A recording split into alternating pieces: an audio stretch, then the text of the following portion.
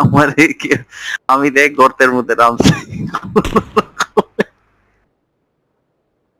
ও man, আমি যেখানে রাখছি কে সাইদ ভাই তোমার ডাইনি প্লেয়ার আমি কইছি মাহমুদ ওই নাইসা নামলাম রে বেটা আমি পাহাড়ের উপর থাকতাম ভালোই তো।